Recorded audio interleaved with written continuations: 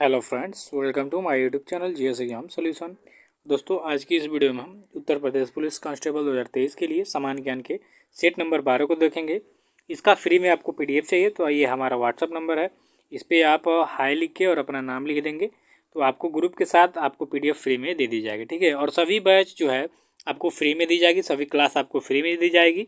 इसमें खासियत है कि सभी विकल्पों के जो विकल्प हैं आपके, इसमें सबसे विस्तृत व्याख्या की गई है। तो आप हमारे साथ वीडियो अच्छी लगी तो जुड़ सकते हैं, चैनल को सब्सक्राइब कर दीजिएगा, शेयर कर दीजिएगा, लाइक कर दीजिएगा। ठीक है, तो चलिए आज के इस सेशन को स्टार्ट करेंगे। सबसे पहला क्वेश्चन है आपके सामने करंट अफेयर से कि वर्ल्ड प्रेस फ्रीडम 2023 में भारत को कौन सा स्थान प्राप्त हुआ है। तो वर्ल्ड यानी विश्व प्रेस स्वतंत्रता में जो है 2023 में जो इंडेक्स जारी किया गया है, ठीक है, उसमें भारत का कौन सा स्थान है। तो 161वां स्थान है। ठीक है, जो कि बहुत ही खराब प्रदर्शन है भारत का। तो विकल्प यहाँ ए आपका सही उत्तर हो जाएगा कि वर्ल्ड प्रेस फ्रीडम इंडेक्स 2023 में भारत का जो स्थान है 161वां स्थान है। अब कुछ महत्वपूर्ण देखेंगे की पॉइंट्स कि वर्ल्ड प्रेस फ्रीडम इंडेक्स 2023 में भारत को 161वां स्थान मिला है। यही 2022 में 150वां स्थान था, जो अब खिसक के 161वें नंबर पे आ गया है। विश्व प्रेस स्वतंत्रता दिवस 3 मई को मनाया जाता है। इसके शीर्ष स्थान पर आपका नॉर्वे है। ठीक है, यानी पहले स्थान पे कोई पूछे कि विश्व फ्रीडम इंडेक्स जो है 2023, इसमें पहले स्थान पे कौन है, तो नॉर्वे है। ठीक है, और भारत की स्थिति क्या है आपकी, 161वां स्थान है। इसका प्रकाशन कौन करता है, तो रिपोर्ट्स विदाउट बॉर्डर्स। ठीक है, इसके द्वारा इसका प्रकाशन किया जाता है। वही बात करें हम अपने पड़ोसी देशों की, तो भूटान की इसमें जो सूचकांक में संख्या है 90 स्थान पे है। श्रीलंका 135वें स्थान पे, पाकिस्तान 150वें स्थान पे, बांग्लादेश 163 स्थान पे, अफगानिस्तान 152 स्थान पे। ठीक है, तो ये है आपका वर्ल्ड प्रेस फ्रीडम इंडेक्स 2023 में भारत की स्थिति और हमारे पड़ोसी देशों की स्थिति। ठीक है, तो इतना हम समझ रहे होंगे कि आपको समझ में आया होगा, ये इंपॉर्टेंट है आपके लिए। दूसरे नंबर का क्वेश्चन देखिए कि किस मंत्रालय द्वारा पोषण भी पढ़ाई भी कार्यक्रम लॉन्च किया गया है। तो यह जो पोषण भी पढ़ाई भी कार्यक्रम जो है, यह केंद्रीय महिला एवं बाल विकास मंत्रालय द्वारा लॉन्च किया गया है। ठीक है, तो विकल्प यहाँ आपका बी होगा सही उत्तर। चलिए इसके बारे में कुछ महत्वपूर्ण की पॉइंट्स को देख लेंगे कि केंद्रीय महिला एवं बाल विकास मंत्रालय द्वारा पोषण भी पढ़ाई भी कार्यक्रम की शुरुआत 12 मई 2023 को की गई थी। ठीक है, ज्ञातव्य रहेगी केंद्रीय महिला एवं बाल विकास मंत्री स्मृति ईरानी जी हैं। ठीक है, तो इनके द्वारा जो है यह जो योजना है लॉन्च की गई। प्रारंभिक बाल्यावस्था देखभाल और शिक्षा, early childhood care and education, ECCE जो है एक संस्था है। ठीक है, तो इसके मिशन सक्षम आंगनबाड़ी और पोषण 2.0 यानी मिशन पोषण 2.0 का यह एक महत्वपूर्ण घटक है। 3 से 6 वर्ष के बच्चों के लिए पोषण भी पढ़ाई भी कार्यक्रम लॉन्च किया गया है। यह जो आपका पोषण भी पढ़ाई भी कार्यक्रम है, ये सबके लिए नहीं, 3 से 6 वर्ष के बच्चों के लिए यह कार्यक्रम लागू किया गया है। ठीक है, कि पोषण के साथ साथ इनको पढ़ाई की जाएगी। ठीक है, तो ये कार्यक्रम है 12 मई 2023 को स्मृति ईरानी द्वारा, जो केंद्रीय महिला एवं बाल विकास मंत्री है, इनके द्वारा यह जारी किया गया। ठीक है, याद रखिएगा, इंपॉर्टेंट है। तीसरे नंबर का क्वेश्चन देखेंगे कि अंतर्राष्ट्रीय बुकर पुरस्कार 2023 जो है, इसके विजेता कौन है। तो अंतर्राष्ट्रीय बुकर पुरस्कार 2023 के विजेता है जॉर्जी गोस्पोडिनो। ठीक है, जॉर्जी गोस्पोडिनो, ये है आपके अंतर्राष्ट्रीय बुकर पुरस्कार 2023 के विजेता। तो विकल्प आपका सी यहाँ राइट आंसर हो जाएगा। इनके बारे में कुछ महत्वपूर्ण की पॉइंट्स देखेंगे कि अंतर्राष्ट्रीय बुकर पुरस्कार 2023 के विजेता हैं जॉर्जी गोस्पोडिनो। यह बुल्गारिया के नागरिक हैं। इनके उपन्यास टाइम शेल्टर के लिए पुस्तक दिया गया है। जो आपका अंतर्राष्ट्रीय बुकर पुरस्कार होता है, बुकर प्राइज फाउंडेशन के द्वारा दिया जाता है। बुकर पुरस्कार की स्थापना जो है 2004 में हुई थी और इसका प्रथम पुरस्कार 2005 में दिया गया था।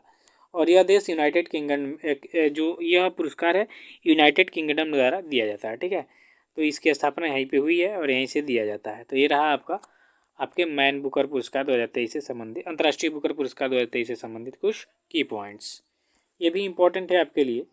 अगले क्वेश्चन में है कि सल्तनत काल में एक नवीन पद नायब ए मुमलकत की स्थापना किसके शासनकाल में हुई थी।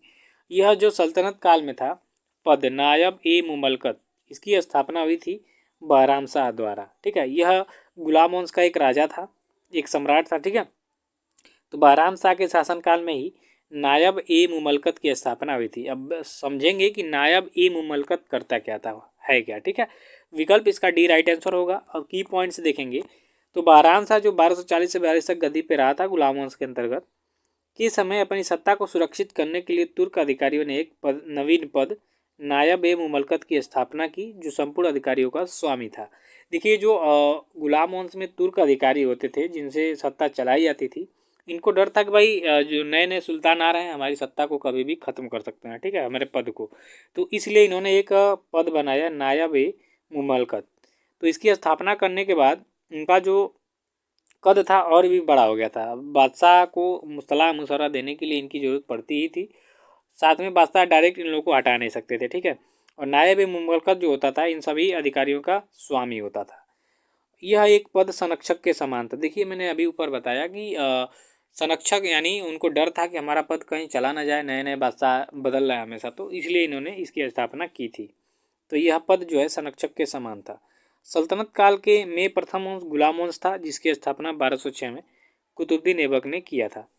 अब यहाँ क्वेश्चन आपसे पूछ सकता है कि गुलाम वंश की स्थापना कब हुई थी, तो 1206 में। गुलाम वंश की स्थापना किसने किया था, कुतुबुद्दीन ऐबक ने। देखिए इसने 1206 में इसकी स्थापना की और 1210 में इसकी मृत्यु हो गई थी, जो पोलो खेलते समय, ठीक है, याद रखिएगा, चौगान घोड़े से गिर के मर गया था। 5वें नंबर के क्वेश्चन को देखिए, कांग्रेस का बेलगांव अधिवेशन जिसकी अध्यक्षता महात्मा गांधी ने की थी, यह कब आयोजित किया गया था। ये इम्पोर्टेंट है आपके लिए। तो कांग्रेस का जो बेलगांव अधिवेशन हुआ था जिसकी अध्यक्षता महात्मा गांधी ने किया था, यह कब आयोजित किया गया था दोस्तों, तो 1924 ईस्वी में इसको आयोजित किया गया था। तो इसका राइट आंसर हो जाएगा विकल्प ए। कुछ महत्वपूर्ण तथ्यों को देखेंगे कि कांग्रेस का बेलगांव अधिवेशन 1924 में आयोजित हुआ था। एकमात्र अधिवेशन जिसकी अध्यक्षता महात्मा गांधी जी द्वारा किया गया था। यानी जितने भी कांग्रेस के अधिवेशन हुए उनमें से 1924 वाला जो बेलगांव का अधिवेशन था, यही एक अधिवेशन था जिसमें महात्मा गांधी ने क्या किया था कि इसकी अध्यक्षता किया था। उसके बाद इन्होंने कभी भी कांग्रेस की अध्यक्षता नहीं की। इनमें मुख्य प्रस्ताव क्या रखा गया कि अब रचनात्मक कार्यक्रम पर बल दिया जाएगा, ठीक है, इसका मुख्य प्रस्ताव था। तो ये इम्पोर्टेंट है, क्वेश्चन में आपके आता है कि महात्मा गांधी एकमात्र किसकी अध्यक्षता किए थे कांग्रेस अधिवेशन की, तो 1924 का बेलगांव जो अधिवेशन हुआ था, ठीक है। चलिए नेक्स्ट क्वेश्चन में आपका 6ठे नंबर में कि वर्ल्ड वाइड वेब यानी WWW का आविष्कार किसने किया था। तो वर्ल्ड वाइड वेब जो है इसके आविष्कारक हैं टिम बर्नर्स ली। तो टिम बर्नर्स ली इसका राइट आंसर हो जाएगा विकल्प में आपका जो बी विकल्प दिख रहा है सही उत्तर हो जाएगा कि वर्ल्ड वाइड वेब WWW का आविष्कार किसने किया था, टिम बर्नर्स ली ने, ठीक है। कुछ महत्वपूर्ण की पॉइंट्स देखेंगे कि टिम बर्नर्स ली ने वर्ल्ड वाइड वेब का आविष्कार 1989 ईस्वी में किया था। टिम बर्नर्स ली को 2004 में क्वीन एलिजाबेथ द्वितीय ने नाइट की उपाधि दी थी। यानी जो क्वीन एलिजाबेथ द्वितीय थी इंग्लैंड की महारानी जिनका हाल ही में निधन हो गया है, इन्होंने इनको नाइट की वहाँ का सर्वश्रेष्ठ एक उपाधि है दिया था टिम बर्नर्स ली को 2004 में। और इन्होंने WW करते हैं तो ये WW जो है WW इसकी खोज किया था टिम बर्नर्स ली ने 1989 में। तो ये इंपॉर्टेंट है, देख लीजिए। अगले क्वेश्चन में है कि क्षेत्रफल की दृष्टि से उत्तर प्रदेश का सबसे छोटा जिला कौन है। तो सबसे बड़ा जिला का सेशन खत्म हो गया था पिछले टॉपिक में। अभी उत्तर प्रदेश का सबसे छोटा जिला यहाँ पूछा जा रहा है। तो क्षेत्रफल की दृष्टि से उत्तर प्रदेश का सबसे छोटा जिला है आपका हापुड़, ठीक है। तो इसका विकल्प सी राइट आंसर हो जाएगा कि उत्तर क्षेत्रफल की दृष्टि से उत्तर प्रदेश का सबसे छोटा जिला है हापुड़, ठीक है। कुछ एक नज़र डालेंगे कि क्षेत्रफल की दृष्टि से हापुड़ उत्तर प्रदेश का सबसे छोटा जिला है। इसका क्षेत्रफल 660 वर्ग किलोमीटर में है। इसकी स्थापना 28 सितंबर 2011 को सुश्री मायावती द्वारा यानी 2011 के समय बहन मायावती जी उत्तर प्रदेश की मुख्यमंत्री थी, तो इनके द्वारा पंचशील नगर के रूप में इसकी स्थापना हुई थी, ठीक है। बाद में इसका नाम चेंज करके हापुड़ रखा आपका 23 जुलाई 2012 को माननीय अखिलेश जी ने। इस समय उत्तर प्रदेश के ये मुख्यमंत्री थे, ठीक है। तो ये आप समझ लीजिए हापुड़ से। अब 8 नंबर क्वेश्चन में है निम्नलिखित में से उत्तर प्रदेश में अफीम का सबसे बड़ा उत्पादक जिला कौन है। ये बहुत इंपॉर्टेंट है, क्वेश्चन आपका पूछता है, इम्पोर्टेंट कर लीजिए। तो इनमें से अफीम का सबसे बड़ा उत्पादक जिला है आपका बाराबंकी, ठीक है। बाराबंकी में आपका अफीम का उत्पादक बहुत ही ज़्यादा मात्रा में किया जाता है उत्तर प्रदेश में। तो यह अफीम का उत्पादक का सबसे बड़ा जिला है। तो विकल्प डी यहाँ राइट आंसर होगा आपका। की पॉइंट्स में देखेंगे कि बाराबंकी उत्तर प्रदेश में अफीम का सबसे बड़ा उत्पादक जिला है। बाराबंकी के अलावा गाजीपुर में भी अफीम की खेती होती है। उत्तर प्रदेश का राज्य का एकमात्र अफीम कारखाना गाजीपुर में स्थित है। तो ये इंपॉर्टेंट है, क्वेश्चन में आपका आ सकता है कि एकमात्र अफीम का कारखाना उत्तर प्रदेश के किस जिले में है, तो गाजीपुर में है, ठीक है। और सबसे ज़्यादा अफीम कहाँ उत्पादित होता है, तो आपके बाराबंकी में। 9वें नंबर के क्वेश्चन है कि मांडू महोत्सव किस राज्य में मनाया जाता है। तो दोस्तों मांडू महोत्सव की बात किया जाए तो ये आपके मध्य प्रदेश में मनाया जाने वाला एक उत्सव है। ठीक है, तो यहाँ विकल्प ये आपका राइट आंसर हो जाएगा कि मांडू महोत्सव मध्य प्रदेश में मनाया जाता है। कुछ की पॉइंट्स देखेंगे तो मांडू महोत्सव मध्य प्रदेश में मनाया जाता है। धनु यात्रा महोत्सव आपके उड़ीसा में मनाया जाता है। रथ उत्सव आपके तमिलनाडु में मनाया जाने वाला एक उत्सव है। राष्ट्रीय युवा महोत्सव आपके उत्तर प्रदेश में मनाया जाता है, ये इंपॉर्टेंट कर लीजिएगा। ठीक है, माघ बिहू ये बहुत इंपॉर्टेंट है, ये असम में, या बिहू कर दे ओरिजिनल बस बिहू तो भी आपके असम में ही होगा। ठीक है, तो ये भी आपका इंपॉर्टेंट है। मिर्च महोत्सव मध्य प्रदेश में, ये भी आपका इंपॉर्टेंट है, तो इसको इंपॉर्टेंट कर लीजिएगा तीनों को। कि धनु यात्रा उत्सव उड़ीसा में, रथ उत्सव तमिलनाडु में, राष्ट्रीय युवा महोत्सव उत्तर प्रदेश में, माघ बिहू आपके असम में और मिर्च महोत्सव आपके मध्य प्रदेश में मनाया जाने वाला एक प्रमुख उत्सव है, तो ये आपका इंपॉर्टेंट है। अब 10वें नंबर के क्वेश्चन में कि अंडा उत्पादन में भारत का विश्व में कौन सा स्थान है। तो अंडा के उत्पादन में अगर जो भारत का देखा जाए स्थान तो यह तीसरा है। ठीक है, तो तीसरा इसका राइट आंसर हो जाएगा विकल्प बी कि अंडा उत्पादन में भारत का विश्व में स्थान है तीसरा। अब कुछ की पॉइंट्स देख लीजिए कि प्रथम स्थान चीन का है, दूसरा स्थान अमेरिका का है और तीसरा स्थान भारत का है। ठीक है, चलिए अगले नंबर में है कि पेठा नगरी निम्न में से किसका भौगोलिक उपनाम है। तो पेठा नगरी किस शहर को कहा जाता है दोस्तों, तो आपके आगरा शहर को पेठा नगरी के नाम से जाना जाता है। तो इसका सही उत्तर होगा विकल्प सी कि पेठा नगरी आगरा को कहा जाता है, या पेठा नगरी आगरा का भौगोलिक उपनाम है। अब कुछ की पॉइंट्स देखिए कि पेठा नगरी का नाम पेठा नगरी आगरा का भौगोलिक उपनाम है। आगरा की स्थापना 1504 में सिकंदर लोदी द्वारा किया गया था।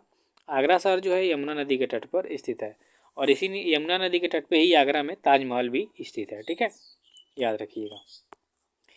नेक्स्ट क्वेश्चन में है आपका कि संविधान के किस अनुच्छेद में कानून का समान संरक्षण प्रावधानित है। यानी किस अनुच्छेद में कानून का समान संरक्षण संबंधित प्रावधान है दोस्तों, तो यह अनुच्छेद है आपका 14। ठीक है, अनुच्छेद 14 में कानून का समान संरक्षण ऐसा प्रावधानित किया गया है। ठीक है, तो यहाँ विकल्प आपका डी सही उत्तर हो जाएगा। चलिए कुछ महत्वपूर्ण की पॉइंट्स देखेंगे कि भारतीय संविधान के भाग 3 में मौलिक अधिकारों के तहत अनुच्छेद 14 के अंतर्गत विधि के समक्ष समता एवं विधियों के समान संरक्षण का उपबंध रखा गया है।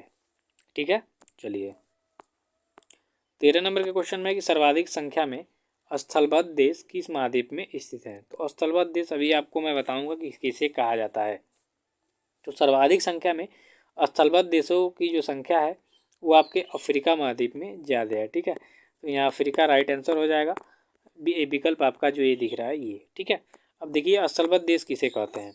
तो एक ऐसा देश जो किसी महासागर या समुद्र से जुड़ा हुआ नहीं होता है, या उसके पास कोई समुद्र तट या तट होगा। ठीक है, तक हो गया, तट नहीं होता है। देखिए ये यहाँ समझिए स्थलबद्ध देश किसे कहेंगे। तो एक ऐसा देश जो किसी महासागर या समुद्र से जुड़ा हुआ नहीं होता है, एकदम चारों ओर से उसके चारों ओर, जैसे एक देश है इसके चारों ओर कहीं भी कोई महासागर सागर नहीं होगा। ठीक है, नहीं होता है, या उसके पास कोई समुद्र तट नहीं होता है, तो उसको स्थलबद्ध, यानी चारों ओर स्थल से ही घिरा रहेगा, पानी से ही घिरा ही नहीं है। ठीक है, तो इसको स्थलबद्ध देश कहते हैं। तो ये स्थलबद्ध देशों की कुल संख्या होती है 47। अभी सभी देशों में स्थलबद्ध देशों की कुल संख्या है 47 और सर्वाधिक स्थलबद्ध महाद्वीप है आपका अफ्रीका। ठीक है, यहाँ पे 17 देश हैं। ठीक है, अफ्रीका में 17 देश हैं जो स्थलबद्ध हैं, यानी चारों ओर से समुद्र से या महासागर से जुड़े हुए नहीं है। ठीक है, तो यह आपका बहुत इंपॉर्टेंट है, इसको देख लीजिएगा। 14 नंबर के यहाँ क्वेश्चन देखिए कि हिंद महासागर और लाल सागर को कौन सी जल संधि जोड़ती है। तो हिंद महासागर और लाल सागर को बाब अल मंदेव, ठीक है, बाब अल मंदेव यह जो जल संधि है यह हिंद महासागर और लाल सागर को जोड़ती है। ठीक है, तो विकल्प आपका बी राइट आंसर हो जाएगा। महत्वपूर्ण की पॉइंट्स देखेंगे तो बाल अल मंदेव जल संधि हिंद महासागर और लाल सागर को जोड़ती है। बाब अल मंदेव जल संधि को दुख के द्वार के रूप में जाना जाता है। होर्मुज, ये होर्मुज है, होर्मुज जल संधि जो है फारस की खाड़ी और ओमान की खाड़ी के बीच में स्थित है। ठीक है, तो ये इंपॉर्टेंट है, इसको देख लीजिएगा। आगे बढ़ेंगे तो उत्तर प्रदेश का राजकीय पशु क्या है। तो ये इंपॉर्टेंट रहेगा। ठीक है, पूछ सकता है आपका उत्तर प्रदेश का राजकीय पशु। तो उत्तर प्रदेश का राजकीय जो पशु है वो बारहसिंगा है। ठीक है, बारहसिंगा इसका राइट आंसर हो जाएगा विकल्प सी। उत्तर प्रदेश का राजकीय पशु बारहसिंगा है। ठीक है, कुछ महत्वपूर्ण की पॉइंट्स देखिए कि उत्तर प्रदेश का राजकीय पशु बारहसिंगा है, कर्नाटक का राजकीय पशु हाथी है, बिहार का राजकीय पशु बैल है और गुजरात का राजकीय पशु एशियाई शेर है। ठीक है, तो याद रखिएगा, ये इस आपका इंपॉर्टेंट की पॉइंट्स है। ठीक है, तो ऐसे ही वीडियो पाने के लिए हमारे चैनल पे विजिट करिए, चैनल को सब्सक्राइब करिए, ज़्यादा से ज़्यादा शेयर करिए, लाइक करिए, कमेंट करिए। ठीक है, आगे का सेशन अगले नेक्स्ट एपिसोड में। धन्यवाद।